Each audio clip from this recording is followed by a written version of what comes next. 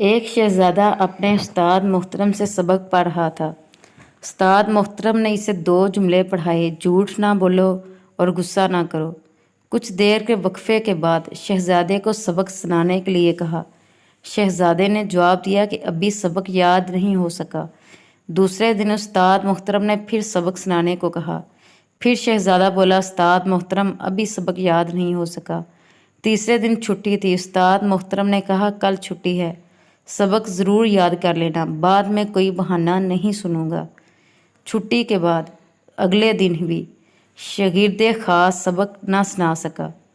استاد محترم یہ خیال کیے بغیر کہ شاگرد ایک شہزادہ ہے، غصے سے چلا اٹھا اور طیش میں آ کر ایک تھپڑ سیدھ کر دیا۔ یہ بھی کوئی بات ہے کہ اتنے دنوں میں ابھی تک 2-3 جملے یاد نہیں کر سکے۔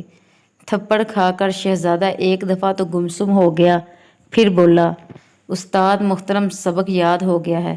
استاد کو بڑا تعجب ہوا کہ پہلے تو سبق یاد نہیں ہو رہا تھا، اب تھپڑ کھاتے ہی یکدم یہ سبق یاد ہو گیا۔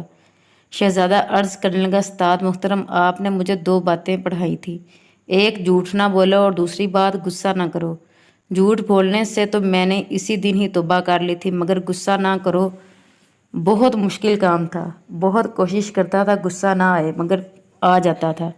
جب میں نے غصے پر قابو پانا نہ سیکھا جاتا کیسے دیتا کہ سبق یاد ہو گیا ہے۔ آج جب آپ نے مجھے تھپڑ مارا اور یہ تھپڑ بھی میری زندگی کا پہلا تھپڑ ہے، اس وقت میں نے اپنے دل و دماغ میں غور کیا کہ مجھے غصہ آیا کہ نہیں۔ غور کرنے پر مجھے محسوس ہوا کہ مجھے غصہ نہیں آیا۔ آج میں نے آپ کو بتایا ہوا دوسرا سبق غصہ نہ کرو بالکل سیکھ لیا ہے، اور آج مجھے اللہ تعالیٰ کے فضل سے مکمل سبق یاد ہو گیا ہے۔ درس حیات: اے عزیز، ہمیں بھی چاہیے کہ جو قول زری ہم لکھتے، پڑھتے اور سنتے رہتے ہیں، ان پر عمل کریں۔ عمل سے ہی انسان کی اصلاح ہوتی ہے، عمل سے ہی زندگی بنتی ہے، اور عمل سے ہی انسان دوسروں کے لیے آسانیاں پیدا کرتا ہے۔ ورنہ باتیں تو 1000 ہیں لیکن عمل کرنے میں کچھ نہ ہو تو کیا فائدہ۔ جزاک اللہ۔